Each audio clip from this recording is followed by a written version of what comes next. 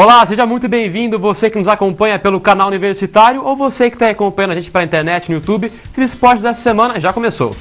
Pois é, e essa semana você confere tudo o que está acontecendo lá no Noroeste e a vitória do Bauru Basquete contra a Franca. E o programa de hoje, Bruna, está bem recheado, hein? Dá só uma olhada nos destaques de hoje.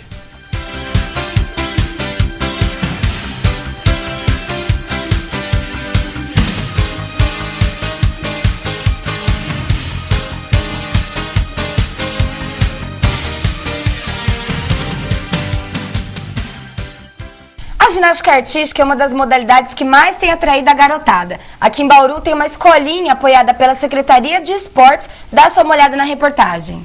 Um esporte pouco explorado no Brasil, a ginástica artística se tornou em Bauru uma das principais modalidades apoiadas pela Secretaria de Esportes da cidade. A escolinha de ginástica olímpica conta com cerca de 80 crianças de diversas idades, tanto no masculino como no feminino. Genivaldo Silva, mais conhecido como Massa, é um dos treinadores dessa garotada. O projeto teve início há uns 18 anos atrás, mais ou menos, com o professor Washington. Ele veio para Bauru e montou um projeto com a gestão atual. Eu estou nesse projeto há 4 anos. Desde que o Rodrigo assumiu a prefeitura, estou trabalhando aqui. Esse projeto ele tem 2 intuitos. O primeiro é oferecer à população, as crianças, na faixa etária entre 6 e 9 anos, de iniciar a prática na modalidade. Após isso, ou dentro dessa mesma faixa etária, dependendo do nível de habilidade, estarem competindo, disputando aí as competições oficiais do Estado, da Secretaria Estadual de Esporte e Lazer, defendendo Bauru com essa modalidade, ginástica artística. E depois da inédita medalha de ouro de Arthur Zanetti nas argolas durante os Jogos Olímpicos de Londres, os treinos ficaram mais cheios e a garotada mais empolgada com o esporte. A procura pela prática aumentou bastante. A gente, assim que acabou as Olimpíadas, teve também no mesmo período ali, no final de semana, no dia 5, a gente teve presente no Campeonato Paulista com um atleta aqui de Bauru, conseguiu 2 medalhas e logo na segunda-feira o Arthur Zanetti conseguiu uma medalha de ouro nas Olimpíadas. Fato assim importantíssimo, inédito para o Brasil nessa modalidade que alguns nem conhecem.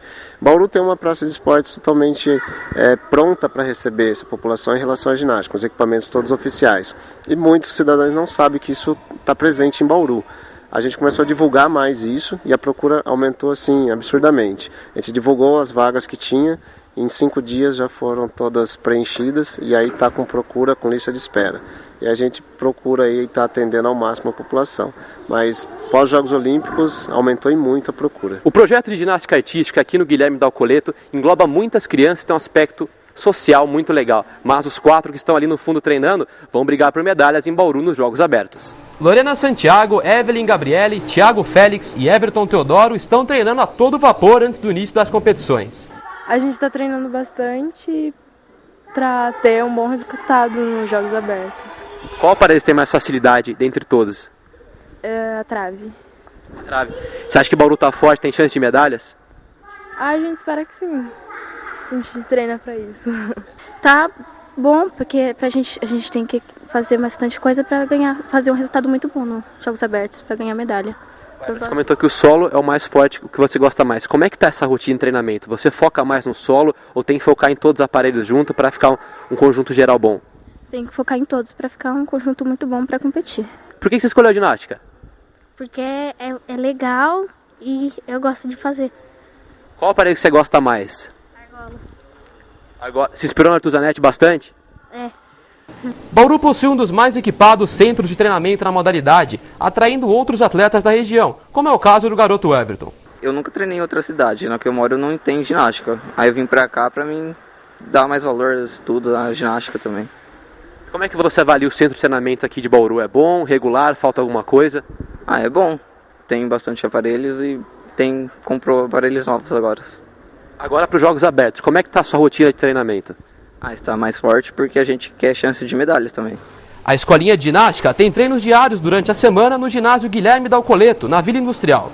Mais informações sobre o projeto podem ser obtidas pelo telefone 3218-1724. Pois é, bem legal essa escolinha que a prefeitura mantém de ginástica artística, um esporte pouco explorado, mas Bauru está levando bem. Vamos agora falar de outro esporte dando um show em Bauru, é o Bauru Basquete, 100% até agora. Panela lotada, até parecia final de campeonato. Mas essa era só a 3ª partida no Paulista do Bauru Basquete contra a conhecida Vivo Franca. A equipe da cidade mostrou que não iria facilitar em momento algum para o visitante. Bauru veio para a quadra com Ricardo Fischer, Gui, John Thomas, Pilar e Jeff. Com ótima pontaria, abriu 10 pontos de vantagem logo no começo do primeiro quarto. A festa ficou maior ainda quando Larry Taylor entrou em quadra, faltando apenas 2 minutos para o final do primeiro período e incendiou a torcida. Com o dobro da pontuação, Bauru fechou em 26-13. No segundo quarto, Bauru começou mantendo o ritmo, forte no setor defensivo. Os visitantes, porém, começaram a reagir e diminuíram a vantagem, fechando o primeiro tempo perdendo por apenas 7 pontos, 38-31. Os donos da casa, contudo, deram um banho de água fria no terceiro quarto, com destaque para a atuação de Gui e Jeff. Tudo voltou ao normal. O período terminou em 69-48 para o Pascoaloto Bauru. E a vantagem só não foi maior por um erro do juiz. Coleman marcou antes do cronômetro zerar. Entretanto, o árbitro não contabilizou os pontos.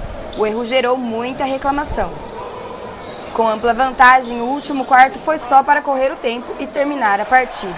E terminou o clássico entre Bauru Basquete e Franca na panela de pressão. Com o apoio da torcida, a equipe da cidade chegou a abrir 25 pontos de vantagem e fechou a partida em 89-72. No final era só festa para o Bauru Basquete, especialmente para o Gui, um dos cestinhas da partida com 16 pontos. Acho que nós estamos fazendo o nosso papel, principalmente de casa. Nós tivemos um jogo em Rio Claro que nós vencemos na prorrogação, mas não deixamos de cumprir com o nosso dever. Então é só alegria, né? Guerrinha também mostrou que ficou muito satisfeito com a atuação de seus atletas em quadra. O time está forte, dá a opção para você jogar de todas as formas. Todo mundo, lógico que nem sempre todo jogo, todo mundo joga bem, mas acho que nós fizemos uma excelente partida, aonde imprimimos o nosso ritmo, a nossa característica, jogando em casa, diante do público, uma excelente vitória e com a diferença muito boa. Lula já sabia o que sua equipe iria enfrentar e parabenizou o Bauru Basquete. A equipe de Bauru, além da excelente direção do Guerrinha, ela já é formada há 4 anos. Claro, chegaram alguns jogadores, mas o esqueleto básico da equipe já tem muito conjunto. Tem um apoio grande da torcida e já joga um basquete de primeira linha. Então a gente sabia que ia encontrar muita dificuldade. O peso que a gente está carregando, na verdade, é mais a derrota para Jacareí, que foi uma derrota fora da programação. No mais, é o time ter paciência para saber suportar momentos de dificuldade, como a gente teve, por exemplo. Começamos mal o jogo, mas recuperamos no segundo quarto. Depois, o terceiro quarto, voltou a fraquejar. E aí vendeu muito fácil uma vantagem que Bauru tem méritos para construir, mas a gente não esbarrou, não fez eles esbarrarem em nenhuma dificuldade. Então isso fez com que eles avançassem 20 pontos soberanos. E aí a gente ficou correndo atrás. O segundo tempo não foi um bom segundo tempo. Eu acho que hoje valeu pelo segundo quarto da equipe. Com a equipe toda reformulada esse ano e precisando de vários ajustes, o técnico apontou algumas das deficiências. A gente ainda precisa melhorar o rebote, que a gente está fraquejando, e ter um pouquinho melhor de cobertura na hora que o ataque nos agride. Essa cobertura às vezes está falhando. Mas não é só isso não, tem muita coisa para ser feita e o entrosamento só virá com os jogos, eles têm que jogar para poder se entrosar. E no intervalo da partida, quem apareceu e agora com um novo nome é o mascote da equipe, dá só uma olhada. O dragão, que estava ausente das partidas desde o ano passado, ganhou o nome de Dunk, após uma campanha do time pela internet. Os torcedores enviaram sugestões de nomes, 3 deles foram para a votação, e Dunk venceu com 44% dos votos. O torcedor que escolheu o nome foi Jean Quintela. O vencedor vai receber uma camisa autografada da equipe. Que show do Bauru Basquete, hein, Brunara? E não sai daí não, na volta a Brunara vai conversar com o Sabino, o bauruense que foi com a equipe de judô para Londres. A gente volta rapidinho, fica aí.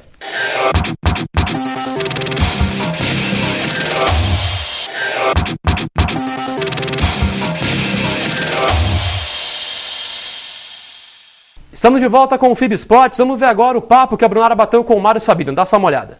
Estamos aqui com o Mário Sabino, lutador de judô bauruense, que representou o Brasil em várias competições internacionais e recentemente esteve em Londres. Sabino, vamos falar um pouco sobre as Olimpíadas, né? Como que você avalia a equipe brasileira agora nas Olimpíadas em Londres? Você acha que eles tiveram um bom rendimento? Oi, tudo bem? Bom, a minha avaliação sobre a equipe olímpica, né, dentro do previsto, né, que foi alcançado aí entre a comissão, seria de 4 a 6 medalhas, né? Os atletas conseguiram aí 4 medalhas, né?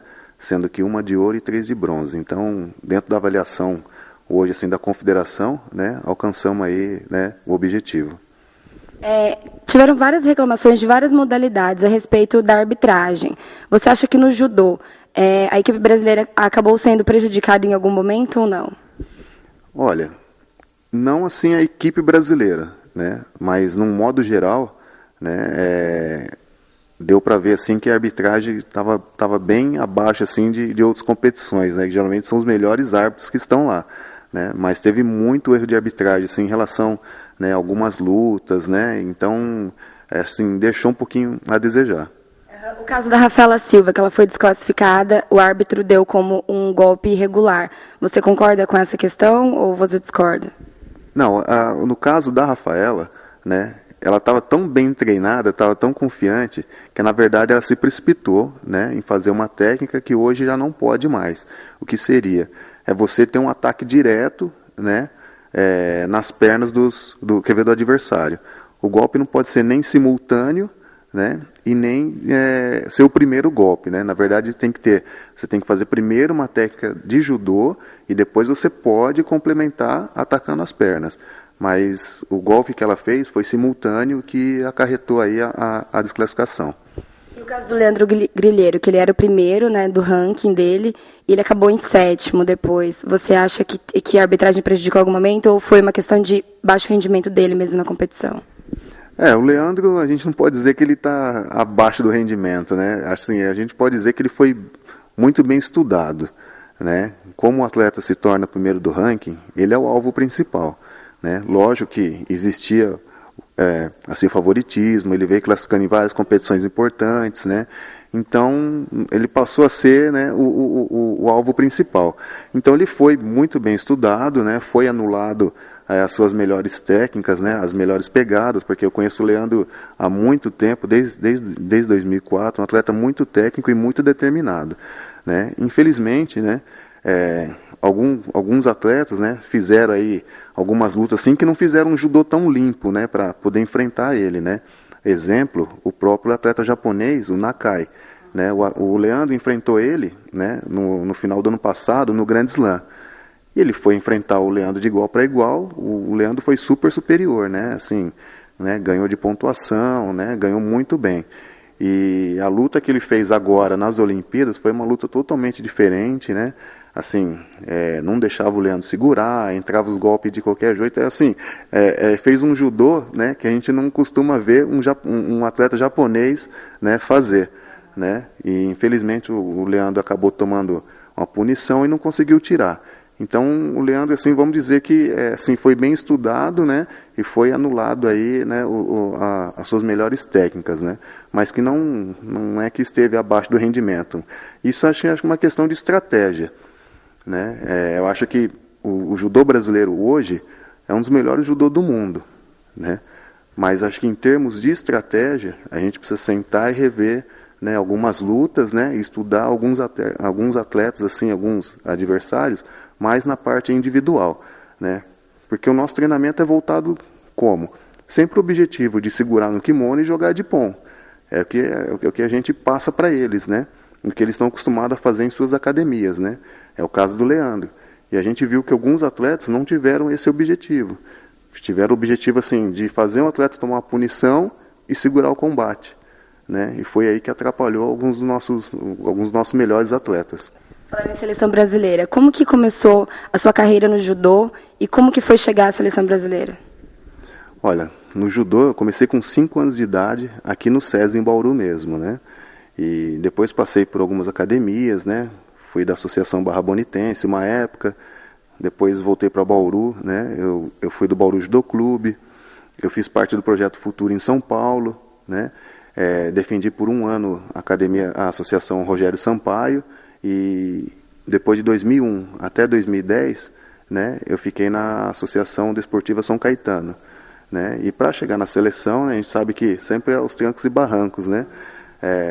Em 2000 eu fiz a seletiva olímpica, né, foi quando eu venci minha primeira seletiva olímpica, e eu fui para Sydney, né, e depois fiquei na seleção aí de 2000 até 2006, né, meu último ano assim, na seleção mesmo, foi em 2007, né, que eu fiz ainda a seletiva para a China, né, eu perdi a final da seletiva, aí ali eu resolvi parar, né? Já estava na idade de parar, né? E em 2009 surgiu o convite para que eu pudesse trabalhar junto com a seleção, né?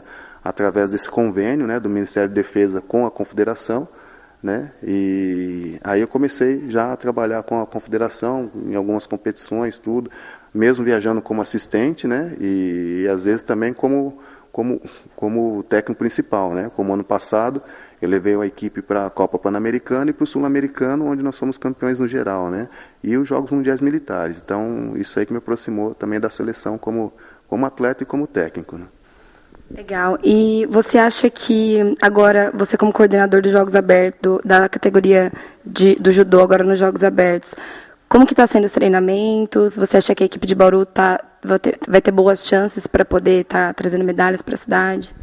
Olha, a cidade fazia a modalidade do judô em si, né, fazia um tempo que não classificava para os Jogos Abertos, né? O ano passado que eu assumi, né, como técnico de Bauru, né, e o ano passado a gente fez uma campanha boa nos Jogos Regionais, classificou a equipe para os Jogos Abertos, que para mim foi muito importante, né, porque fazia 6 anos que Bauru não classificava no judô, né, para os Jogos Abertos.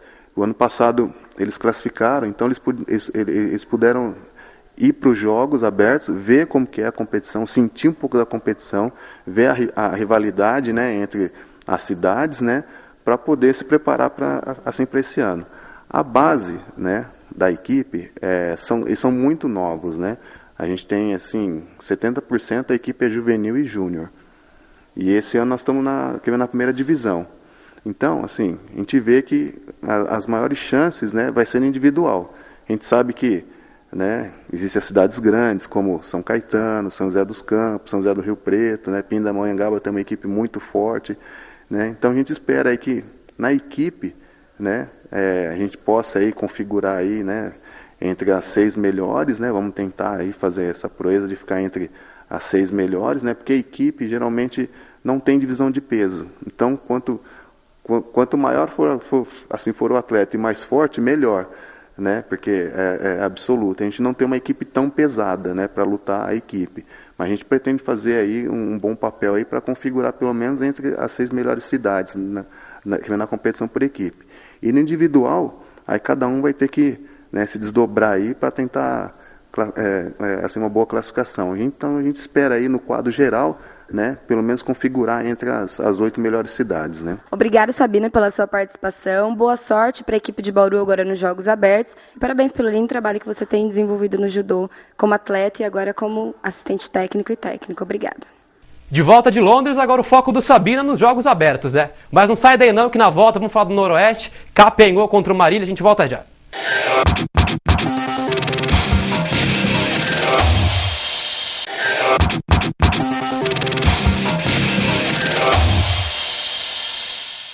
Voltamos com o FIB Esportes, já recebemos no nosso estúdio o nosso comentarista Rafael Antônio. Olá, Rafael. Olá, Brunara, tudo bem? Tudo certo. Bom, decepção, essa é a palavra que resume o sentimento do torcedor noroestino essa semana. O Noroeste recebeu Marília no Alfredo de Castilho e olha só o que acabou acontecendo. Quarta-feira, 8 horas da noite, e a Sangue Rubro estava mais uma vez presente para assistir ao clássico regional Noroeste Marília no Alfredão.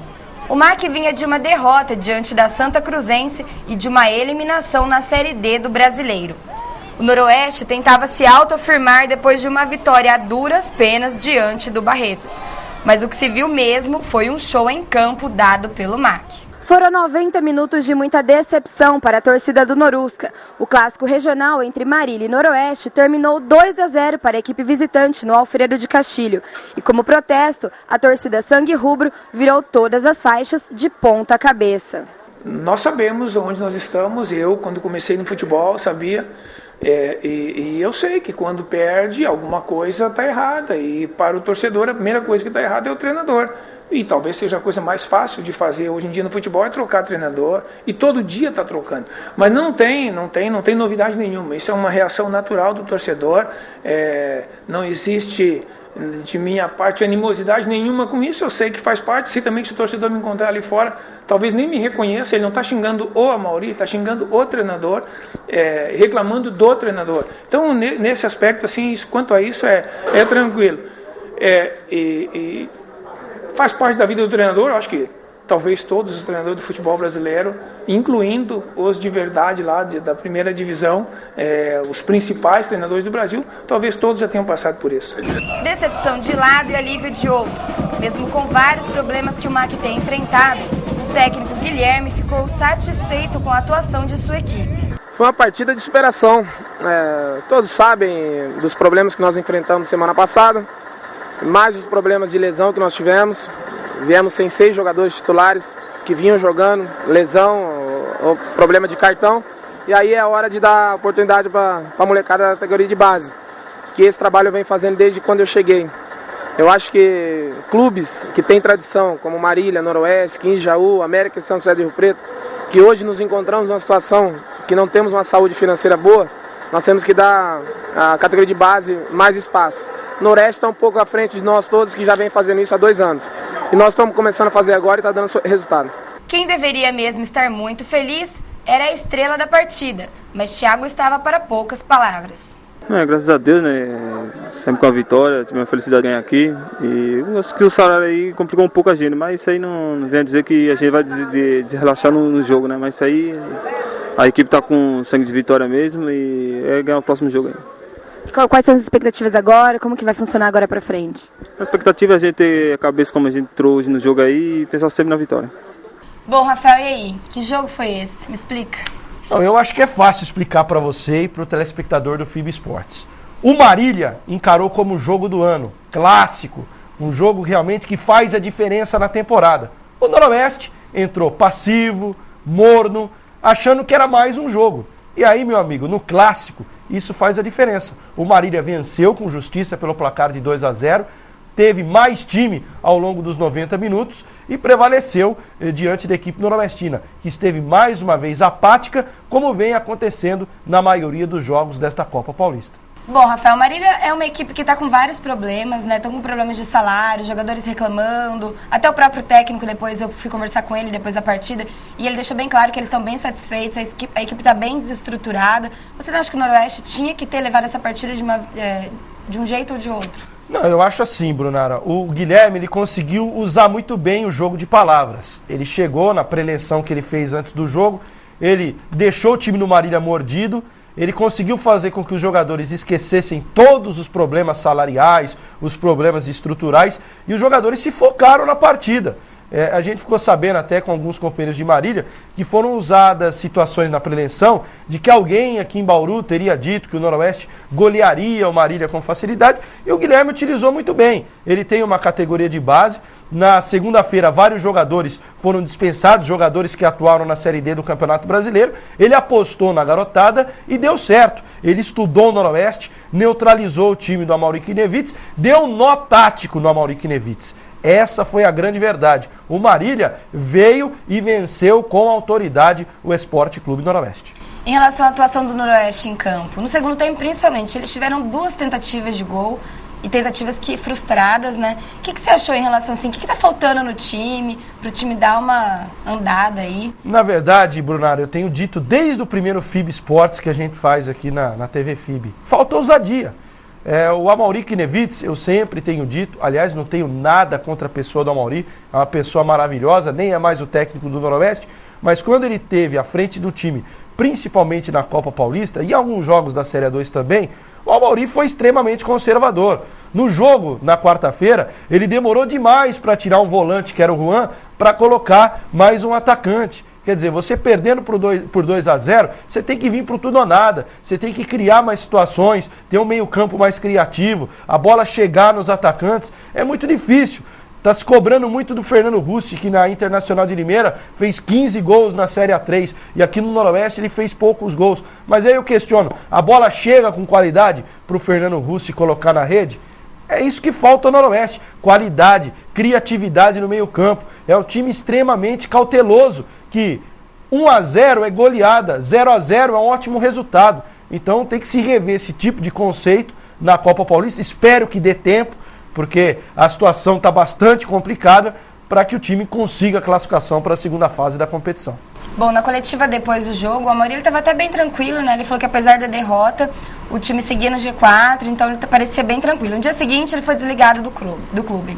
Você acha que esse desligamento se deveu apenas à derrota para o Marília ou já vem de uma insatisfação de muito tempo, da equipe não está conseguindo bons resultados? Olha, Brunara, a gente até conversava hoje com a diretoria do Noroeste e havia uma corrente muito grande, principalmente no final da Série A2, a maioria da torcida já queria a saída da Amaury. E boa parte da imprensa, vamos colocar aqui 50%, 60% da imprensa, entendia que o Amaury não seria o técnico ideal para a Copa Paulista para um trabalho visando a Série A2 do ano que vem. A diretoria, 100%, acreditou que o Amaury seria a pessoa indicada. O resultado está aí. Depois de 9 rodadas, o Amaury não suportou e foi demitido. Essa história que foi desligado, foi demitido. Essa é a grande verdade. Colocaram uma palavrinha bonita lá no texto da assessoria de imprensa, mas houve a reunião ontem e o jogo contra o Marília foi o primeiro que a alta cúpula assistiu nessa Copa Paulista e viram que a coisa realmente não caminhava bem. E tomaram por decisão demitir o Amaury Knevitz. Essa é a grande verdade, é a grande realidade. Agora, eu acho que essa atitude poderia ter sido tomada no final da Série A2. O Noroeste perdeu 3, 4 meses de trabalho, perdeu aí 9 jogos da Copa Paulista por insistir numa situação que ele deveria ter deixado de insistir lá atrás. Mas enfim, ainda há tempo. Evidentemente o grande objetivo do clube é a Série A2 do ano que vem, que se traga agora realmente um técnico com perfil de Série A2, um técnico que mostre coragem e ousadia, principalmente na hora de escalar. Que o Amaury é um cara trabalhador, um cara sério. Realmente ele trabalhava e trabalhava até demais ao longo dos treinamentos. Mas, infelizmente, faltou ao Noroeste nesta Copa Paulista até aqui mais coragem, mais ousadia e até um pouco mais de qualidade dos jogadores. Vamos falar de coisa boa agora também, né? Bauru Basquete contra a Franca, eles fizeram uma excelente partida, o Guerrinha até estava muito feliz no final da partida. O que você tem a falar aí sobre essa partida? Na verdade, a equipe bauruense provou favoritismo. Franca é uma das mais tradicionais equipes do basquetebol brasileiro, mas está passando por um processo de reformulação. E o time bauruense fez a lição de casa, conquistou a vitória. O mais interessante, além do placar, é a maneira como a equipe está jogando, a divisão de pontuação entre os jogadores. No jogo contra a Franca, por exemplo, 2 atletas atingiram o double-double, que é o Larry Taylor e o Pilar. O Larry teve 10 pontos e 10 assistências. O Pilar teve 13 pontos e 11 rebotes, se não me falha a memória.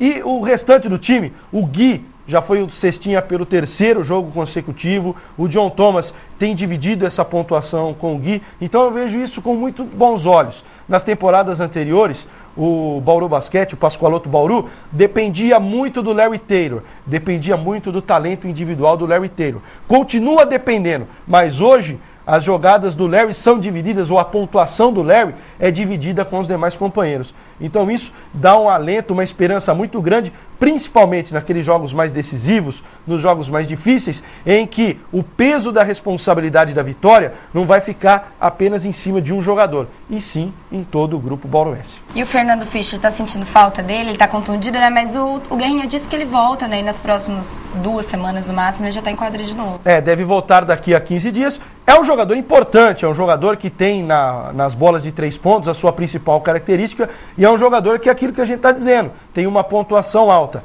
Mas, felizmente, graças ao jogo coletivo, né, repetindo, hoje você tem uma pontuação dividida entre John Thomas, entre Larry, entre Gui, entre Pilar, entre Jeff Agba. Então, taticamente, o Fischer não está fazendo tanta falta como faria, por exemplo, em temporadas anteriores. Em temporadas anteriores, o time dependia muito da pontuação individual do Fischer. Quando o Fischer não tinha uma boa pontuação individual, a equipe sentia muito e às vezes até era derrotada.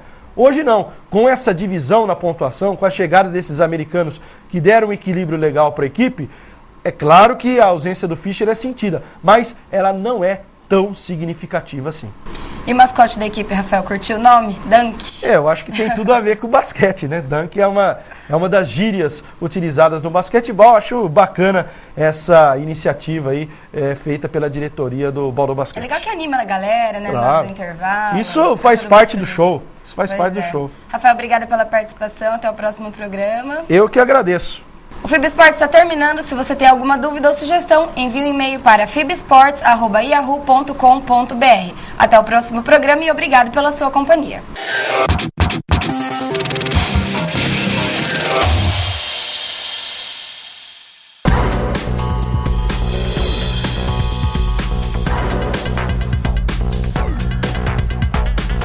We'll be right back.